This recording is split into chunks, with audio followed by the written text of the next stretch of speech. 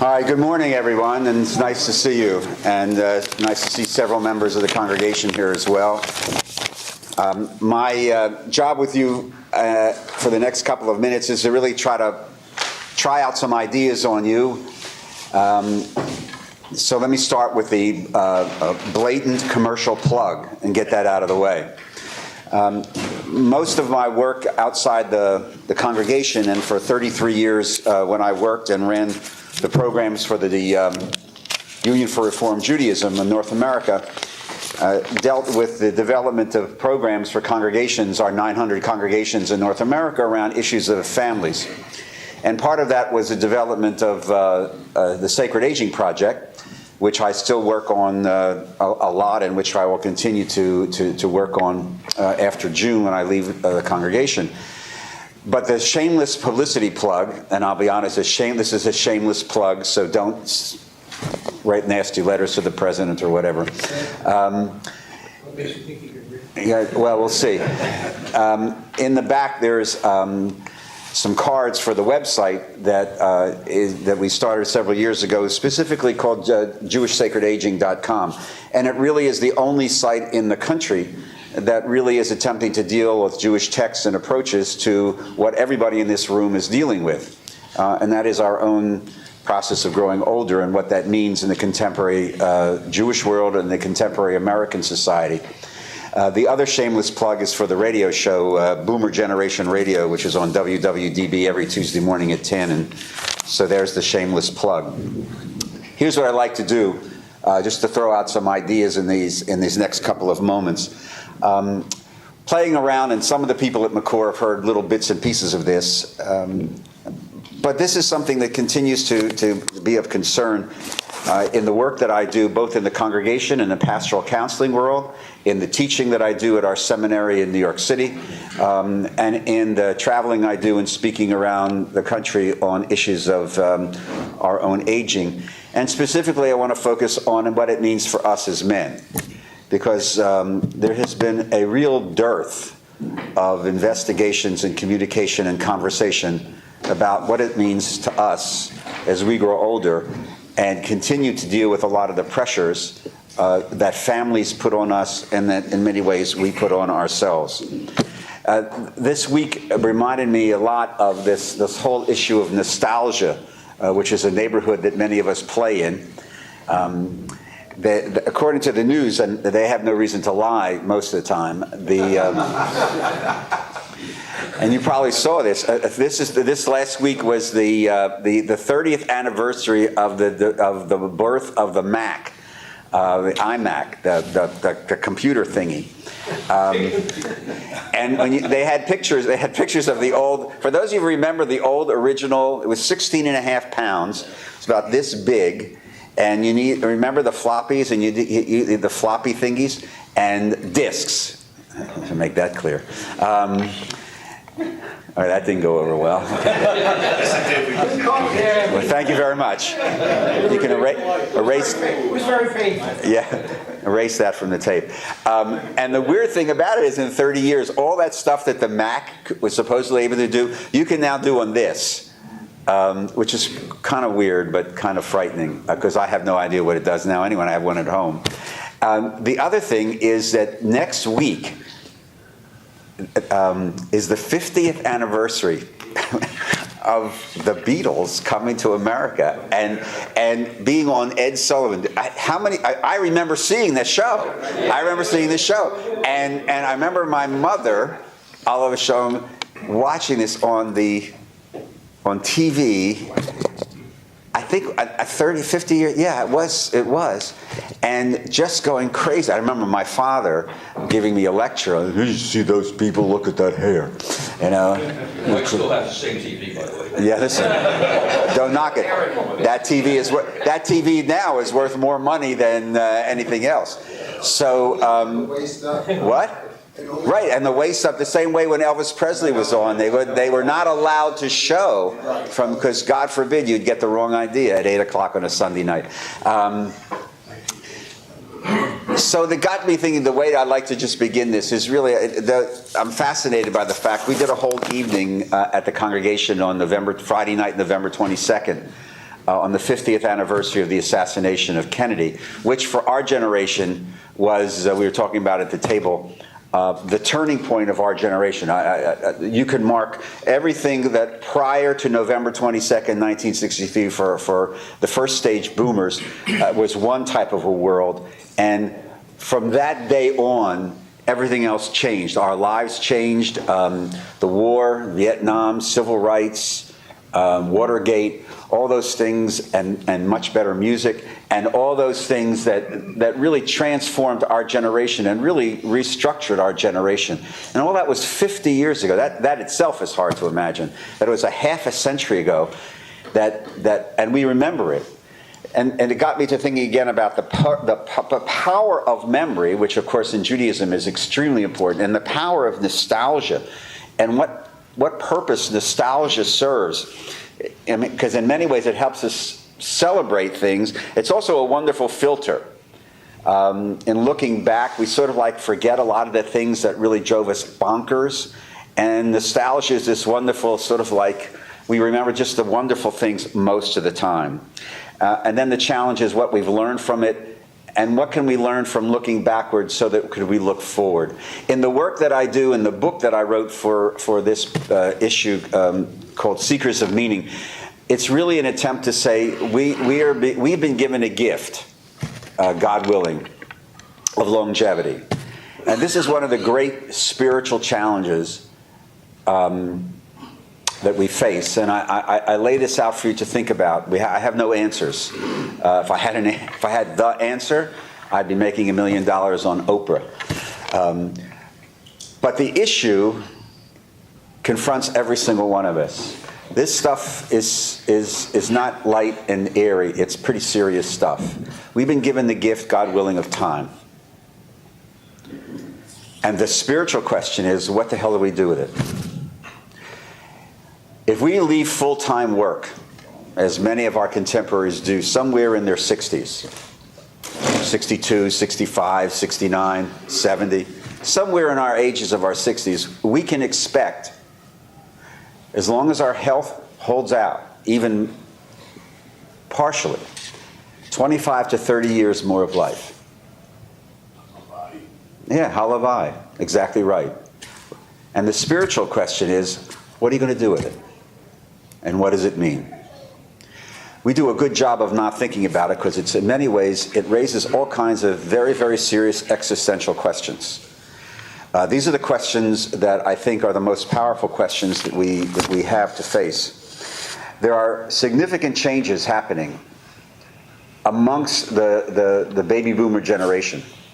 I just posted on the website yesterday, on the Facebook part of the website, a report from the CDC that came out last May, that the greatest rise in suicides in the United States of America in the last 15 years has been amongst baby boomer men. And I don't understand why. The CDC, this report came out last May. At the same time, those of you who read the Times, which, as you know, is the basic Jewish newspaper of America, about a year and a half ago had this very disturbing piece that one of the fastest growing rises in divorce is amongst baby boomers, the generation of baby boomers.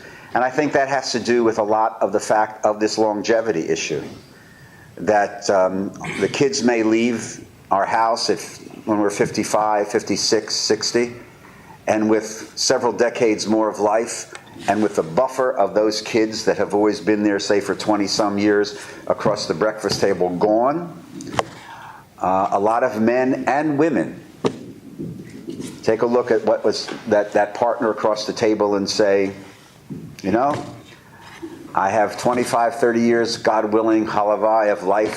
Do I still want to stay this way? Or do I want, this is my last shot? Or what? And I'm not an expert in this, although we are going to do a radio show on it, because it's so prevalent. And I've talked to enough therapists and marriage counselors and divorce lawyers, and specifically asked them, are you seeing this trend? And each one of them in their own way have said, absolutely.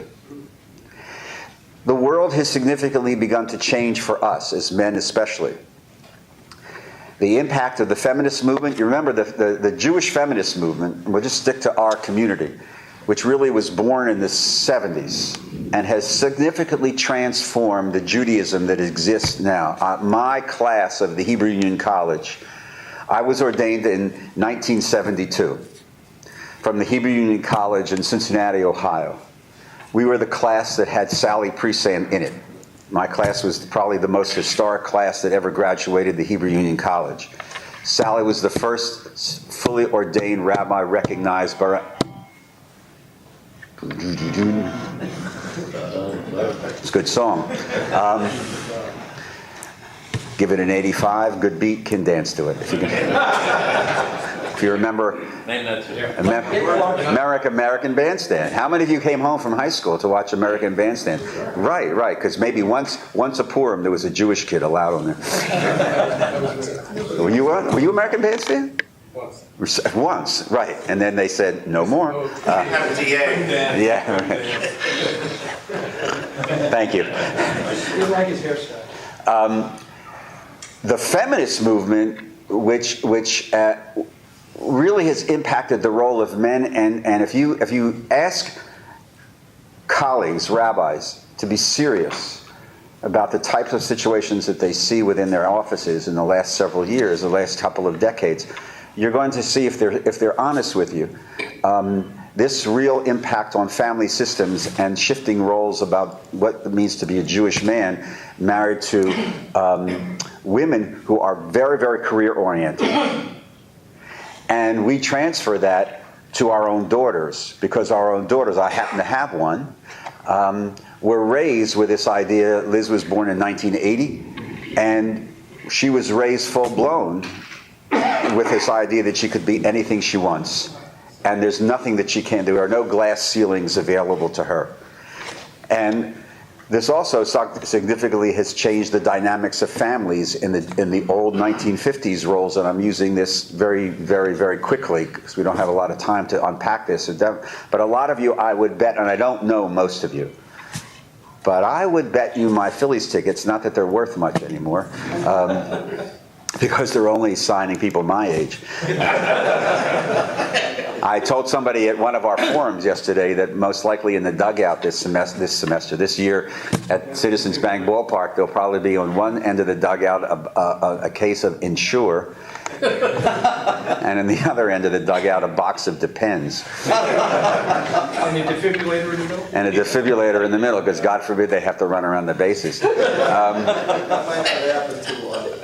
But we'll pray anyway, not that it makes any difference for them. So this idea of the changing role of Jewish men going forward and how that's being translated, and just think about our own children and the dynamics and how our kids' families are structured and how they're juggling certain things. The other issue that is also quite prevalent with us now as baby boomer men is the stresses and strains of what's happening in our own family systems. One of the things that we do, in fact, the next Health and Wellness Forum at McCourt that we're going to do on February 22nd is going to take a look at this whole issue of caregiving.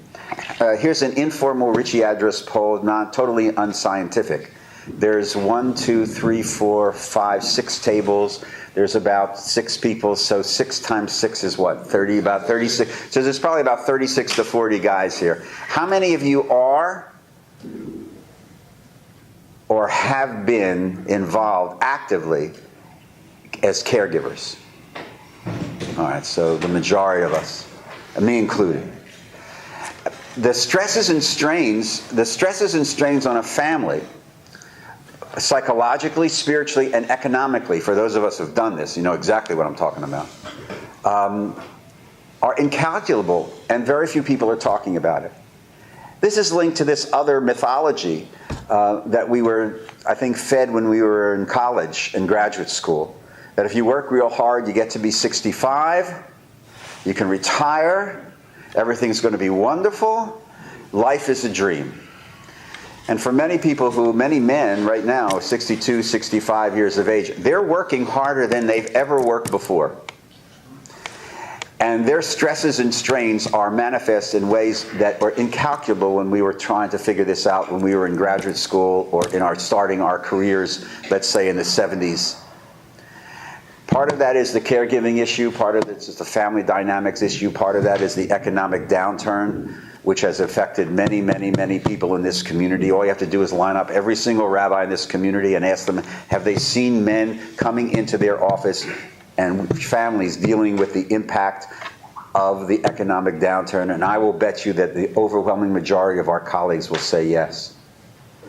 These existential spiritual issues, these are major spiritual issues. And I'm going to suggest to you that they begin with this concept that is this gift of time. What are we going to do with this time? And the work I do with baby boomers, I cannot tell you how many times I've had this conversation with men and women, but mostly men, in the last several years. They're 62, they're 58, they're 65, and they're saying, I'm done with full-time work, but there's so many things that I want to do. I need to reinvent myself. How do I do that? Or, with a couple of guys that were in my office this week, I've been laid off, my company downsized, I'm 58 years old, I'm young and vital. What do I do? How do I begin to reinvent myself, because I'm not ready to go to Boca and play golf every day, God forbid. Not that there's anything wrong with golf, or not that there's anything wrong with Boca. This raises, I'm going to suggest to you, the spiritual or existential question that I'm now convinced is the real issue for all of us. This is not easy stuff. And we spend most of our life running away from these questions because they're tough questions. But the gift of longevity has allowed us to ask what I call the why questions. The why questions come from my understanding of what I would suggest to you is the best chapter written in the Torah, Genesis chapter 3. You can go home and read it. It'll take you 5 minutes to read it. There's nothing on TV today. There's no game. So what are you going to do? What? Go read Torah. What else is there to do? Genesis chapter 3 is the mythology of Adam and Eve. You know the story. You've probably seen the movie, and some of you even read the book. And in that story is God's first question. Adam and Eve hide. They've discovered their nakedness. They've tasted knowledge. They understand who they are. And God roams the garden asking the first question that's raised by God in the Torah, Ayeka, where are you? And I suggest that that's the only question that really matters in life. And we're all at the age when that question is very, very profound. And that Ayeka question, which again, I'll submit to you, we spend most of our life trying to answer in one way, shape, or form or another, gives rise to what I call the why questions of existence. These are not easy questions, but I'm going to suggest to you, and you're free to reject it, these are the only questions that matter, and they matter more as we get older. Why was I born? Why must I die? Why am I here? Does my life have any meaning? Does my life have any purpose? Or am I just some cosmic accident of sperm and egg? Why was I born? Why must I die? Why am I here? I'm going to suggest to you that these are the only questions that matter. I'm also going to suggest to you these are the questions that gave rise to religion. That's why people invented religion, to answer these questions. And we're still asking them. And I'm going to suggest to you that in the privacy of your own souls, in the quiet moments when you're just alone with yourself, when the craziness of the world is removed, and you begin to look at yourself in the mirror and say, where did my dad come from? And when you begin to look at your child, your grandchildren's eyes, and you realize that they are going to go to places where we can never go, we begin to ask ourselves, so what does this mean? What can I leave them so that they remember me with meaning and passion and love? I look at the prince and princess's eyes, otherwise known as Jacob and Ayla, who are basically perfect. And I look at their eyes and I look and try to contemplate the world. Ayla's going to be 5 and Jacob's going to be 2 next month. And try to figure out the world that they are going to inherit. Some of you have seen this with your own grandchildren. And it is one way frightening, on one way illuminating, and one way very, very sobering. Because here's a confession, because Yom Kippur is coming. I want to go there with them. I want to be there with them. And then, just like that, there's this unbelievable subconscious reality that is that I won't. I can't. I can never go where they're going. So time becomes even more precious. And with that time goes the last thing I want to just lay out for you this morning. And that is the power of being in relationship with other human beings. My own theology, and people from the core have heard this probably enough already, so forgive me. My own theology I call the theology of relationships. It's very simple because I'm not very complicated. The theology of relationships is based upon a very simple premise that the most powerful thing in your life are the relationships that you have with other people. And we will do anything in our power to maintain those relationships. By the way, that's why you're all here this morning. And it goes to a corollary of my understanding of Genesis 3. Because as we age, I'm going to suggest to you that the importance of relationships becomes even more important. Because there are 2 twin fears that we have. The twin fears come from my understanding of a great text, because everything I do is try to revert back to text, because I'm a rabbi, that's the ballpark I play in. Genesis 2:18, a great text. You all know this. It's where God and Adam are having a conversation. He's alone, and God keeps bringing him things to make him comfortable and happy. And he finally says, "No, I don't want to snuggle up on a cold winter's night with a gorilla. You have something better in mind." I mean, I'm paraphrasing Genesis 2.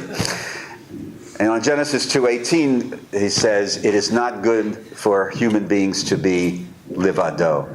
This is a great Hebrew word. Livado means alone. My suggestion to you, it is not the alone that we sometimes, all of us, feel that we just had enough of everything. We just need a time out, an adult time out. And like this afternoon, I'm going to go home. Hopefully I have one more meeting to go to for the congregation. I have an afternoon and a night off, and I'm looking forward to going home and being alone. Jane's going to cook a nice dinner, and I'm just going to chill before the war starts tomorrow morning. Okay? That's not the alone I'm talking about. I'm talking about this existential aloneness that some of us in this room have felt when we feel cut off from everything else and very much alone. Even if we're sitting in the middle of Citizens Bank Park with 47,000 people and we feel totally alone. This livadoness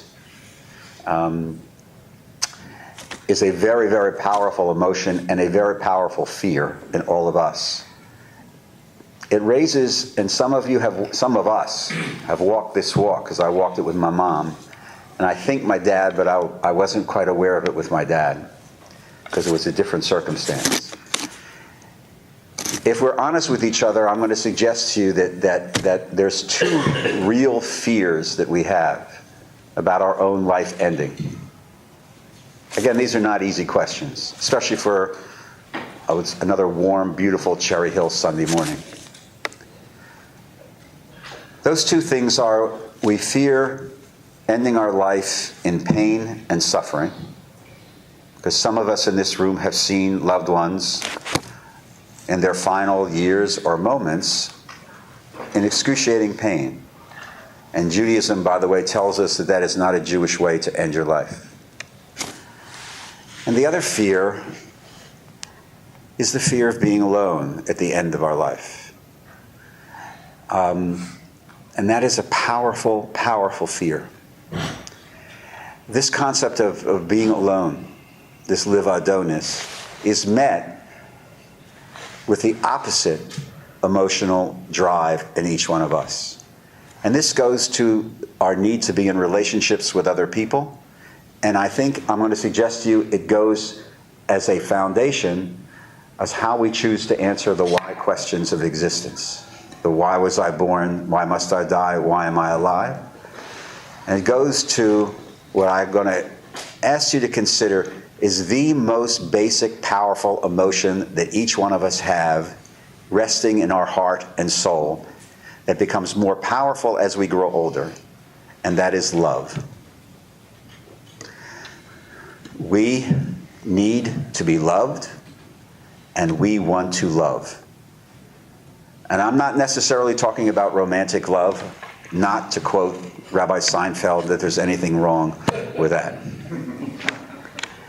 I'm talking about this need to be in relationships with other people, to have an intimate relationships with other human beings, to be felt to be that we are needed, and to need to be needed. If you've read Heschel, and I suggest if you haven't, you should. We're going to be teaching a mini course at Heschel at McCourt in March. He has this wonderful sentence in, I forget the book, this idea, I think it's a man in search of God, or God in search of man, or searching for something or other. I don't remember the name of the book. But Heschel, who writes poetry, prose is poetry, really said that the most basic thing that each one of us have in us is this need to be needed. And that just as we need God, God needs us. God is in search of man as man is in search of God. That's a whole sermon for another time. But it goes to the idea that we need to be in relationship with other people, that we crave it. And that we will go, by the way, to those organizations, those institutions, those groups, those clubs, those gangs, those chevra that validate us and our humanity, even if it's the wrong place to go. You've seen kids, you may have had this conversation with our own kids, and say that there's kids who may not sit at the cool table. While I was running the department, we created this whole project for the movement on resilience. We called it resilience of the soul, because the original term that we came up with, people just rejected. It was a project on dealing with self-destructive behaviors, cutting, suicide, substance abuse, stuff that violence, domestic violence, dating violence, all the stuff that's happening with our kids at Cherry Hill East, Cherry Hill West, and all the high schools. That's a true statement of fact.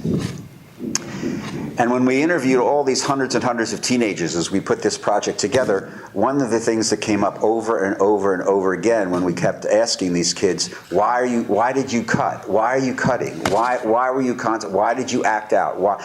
And overwhelmingly answer came, it says, because I couldn't fit in with this group, but that group over there, they said, come, we'll be your friends.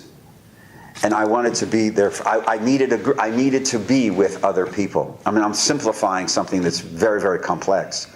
But if some of you have had or walked this experience personally or professionally, you know that I'm not that far off.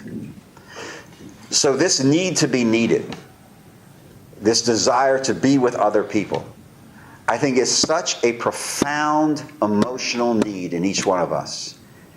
And especially as we get older. Especially when we understand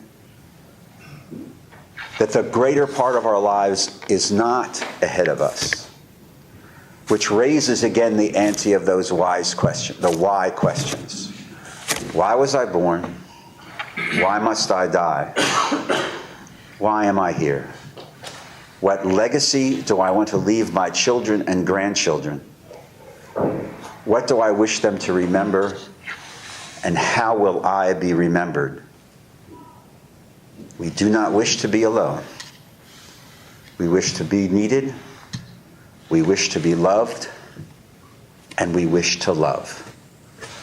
So just a few things to think about on your drive home, or perhaps as you call up people and ask them for money for the feds. I thank you for your time. The cards for the...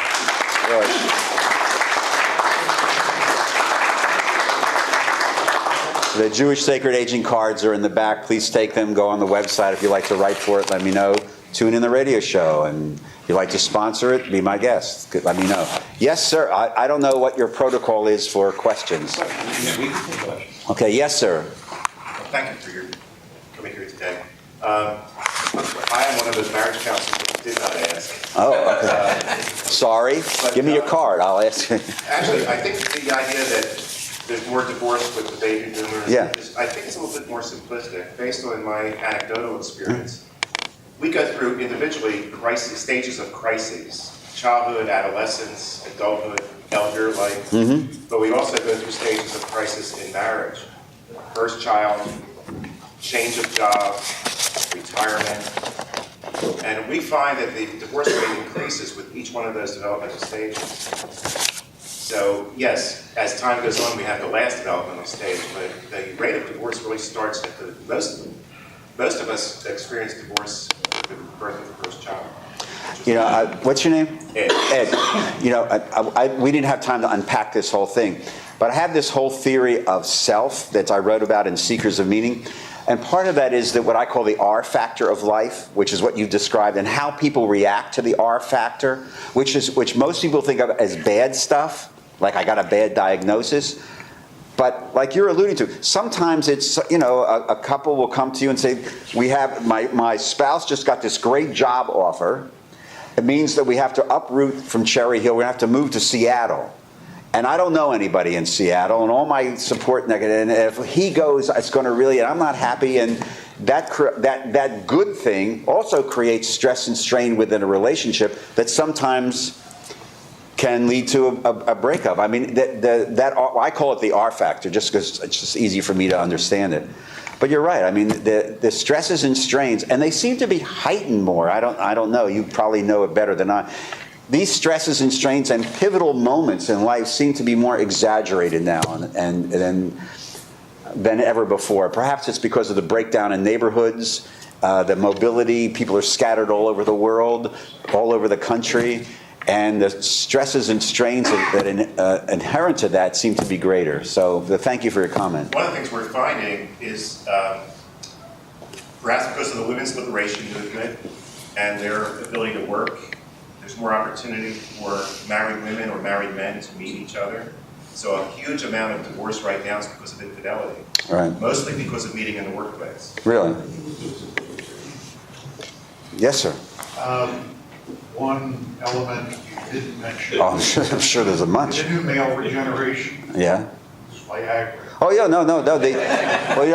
You. It's not funny. I just posted on the Facebook page of my website the other day a report. It was an article. I forget where the article was. It may have been in the Times. But the whole thing was that one of the great challenges of nursing homes, assisted living facilities, is this huge rise in sexually transmitted diseases. Was it time? Was in the Times? Oh, that's right. The op-ed piece by Dr. Emanuel last Sunday. Correct. It's tough to pull stuff out anymore. And that got an amazing response on the Facebook page. And most people think we just about this with kids. But because of the little blue pill, technology has changed a lot of stuff. And I'll just leave it there. But you're absolutely right. And a lot of people don't want... When I was researching an article about 10 years ago for our professional journal, the CCR Journal, I wrote this article called With Eyes Undimmed and Vigor Unabated, which is how Moses dies at the end of the book of Deuteronomy. which is a text that a lot of rabbis don't quote. But now with Viagra, it's that a lot of their congregants are living that text in Deuteronomy. And what surprised me was I went and researched nursing homes, one in New York, and then the Handmakers, the home in Tucson, Arizona, just to give a variety. And they both had codicils about the privacy, sexual privacy that's protected for residents, and that it's in these, when you enter into these homes, it's in there that your sexual activity is protected. This is a part of the life, and kol hakavod. So yeah, it's a whole different a whole different ballgame.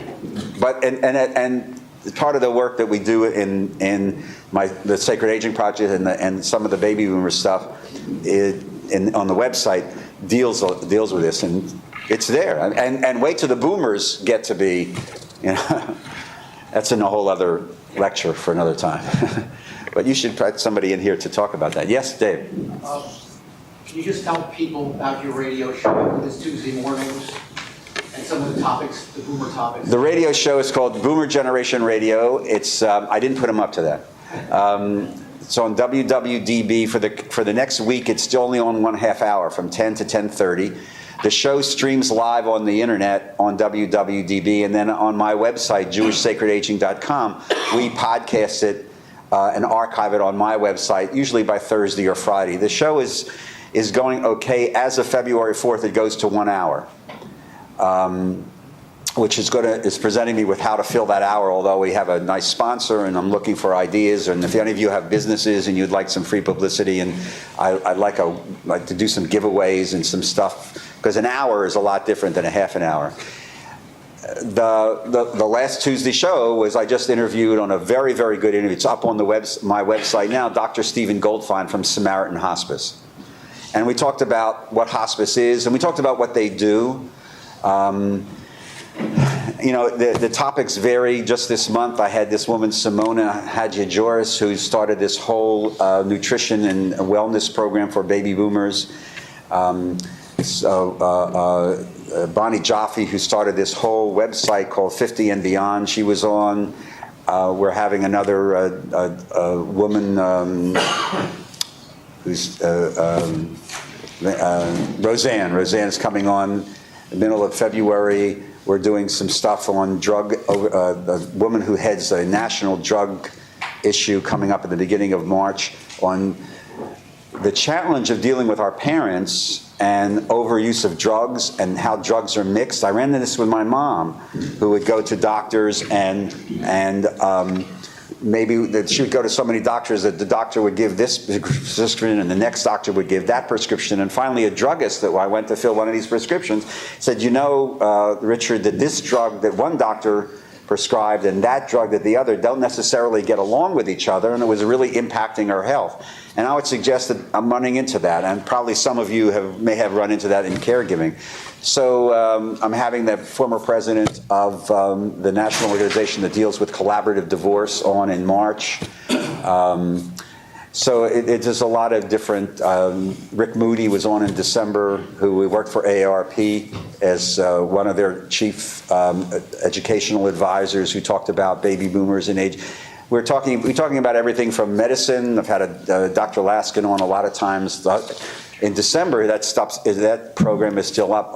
And when the statin report came out, I asked him to come on and say, "What's the story with this statin thing?" Because a lot of people our generation are on statins, and now the government is saying, "No, it's all wrong." So he gave a very, very reasoned and quiet response for about 15 minutes on that report and what it means. So it varies. And if any of you have any suggestions or are involved in something you'd like to be on or help out, let me know. The man is standing right next to me, so that's probably a subtle but effective hit to shut up. So thank you. Stay warm. Thank you so much. Thank you. Rabbi, before you go, I'd like to give you He's this. going to take a picture. Oh. Oh my God! You're going to give me that? I'm going to give you that, so maybe we can. Oh, thank you. Like the Oscars. All right, yeah. Or the Grammys. Except you don't get to make a speech. I also don't get to have Amy Adams in front of me. Well, you never get that. But Rabbi, thank you Look for around. thank you for a very informative presentation.